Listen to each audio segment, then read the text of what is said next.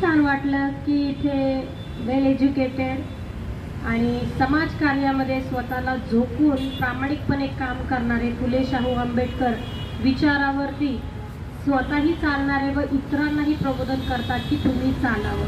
खरोखर ज्याला कान आहेत त्याने ऐकावं आणि हिंमत असेल त्यानेच कृती करावी. कारण समाजकार्य माझ्यासाठी हे एका युद्धभूमीसारखं आहे. समाजकार्य हे आरशासारखं असलं पाहिजे आणि त्या समाजकार्य करण्यासाठी आधी स्वतःचा निर्णय असणंही तितकंच महत्त्वाचं आहे. आणि जेव्हा आपल्याला समाजकार्य नेमकं काय करायचंय याचा जर अभ्यास करायचा असेल तर माझ्या अभ्यासानुसार किंवा आत्तापर्यंत आलेल्या अनुभवानुसार मला असं वाटतं की आपण आपला इतिहास जाणला पाहिजे. जर आपल्याला आपला इतिहासच माहीत नसेल तर आपण भविष्यावर बोलून काहीच उपयोग नाहीये आणि आपल्याला वर्तमानामध्ये सुद्धा डिस्कशन करून काहीच मिळणार नाहीये.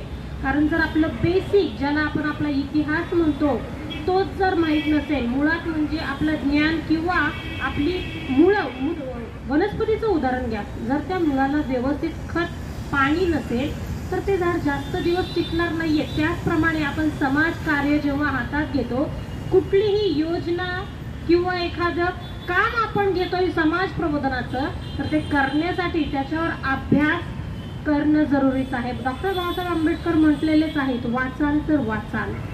एकच शब्द त्यांनी पुन्हा घेतलेला आहे पण त्यांचे अर्थ मात्र वेगवेगळे आहेत. ते ऐकायला आणि वाचायलाही सेम आहेत. वाचाल पण काय वाचणार आहे आपण तेही समजलं पाहिजे. दुर्दैव आहे 2024 आलेला आहे. आज सर्वजण डिजिटल दुनियेमध्ये व्यस्त झालेले आहेत आणि दुनिया जवळ आली आहे पण माणूस माणसापासून दूर गेलेला आहे.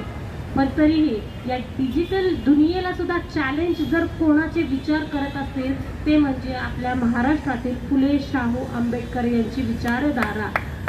कारण जेव्हा आपण यांचे विचार वाचतो किंवा यांना इतिहासामध्ये पाहतो त्यावेळेस आपल्याला आपली पात्रता समजते. कारण आज आपण जेवढ्याही नाकुट्याने म्हणा, स्वाभिमानाने म्हणा, आज जर आपण ज्या ज्या क्षेत्रामध्ये काम करत आहोत तर ती बंडखोर वृत्ती आपल्याला आपल्या पूर्वजांपासून, आपल्या इतिहासापासूनच मिळते.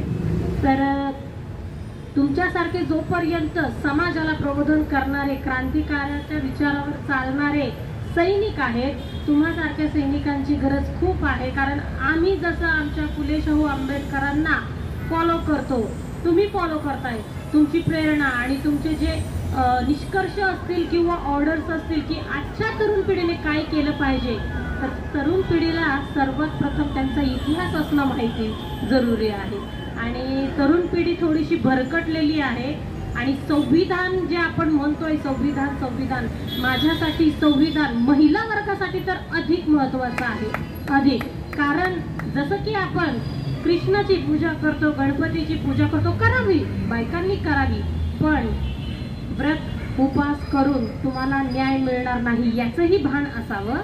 जर आपण लग्न ब्राह्मणाच्या साक्षीने लावतो पण डायव्होर्स मात्र आपल्याला कोर्टातच घ्यावा लागतो, तिथं ब्राह्मण येत नाही. तर हे झालं रिअलिस्टिक प्रॅक्टिकल माइंड. माझ्या मते श्रद्धा भक्ती असावी ती मंदिरामध्ये. मंदिराच्या बाहेर जेव्हा तुम्ही येता तेव्हा तुम्हाला तुमचे डोकंच वापरायचं असतं. जो थोर आहे तुम्ही त्याला थोरासारखा रिस्पेक्ट केला पाहिजे, फॉलो केलंच पाहिजे. आणि हे तरुणांनी नम्रपणे आपण शिकलं पाहिजे. कारण या भारत भूमीला सम्राट अशोकांचा वारसा आहे आणि शांतीचा संदेश देणारे, युद्ध नकोय तर बुद्ध हवा, त्यासाठी आपल्याला तथागत गौतम बुद्ध आणि त्यांचा धम्म माहिती करून घ्यायला हवा आहे आणि त्याप्रमाणे आचरण करायला हवं. एवढंच सांगते. धन्यवाद मला संधी दिल्याबद्दल. थँक्यू. जय भीम.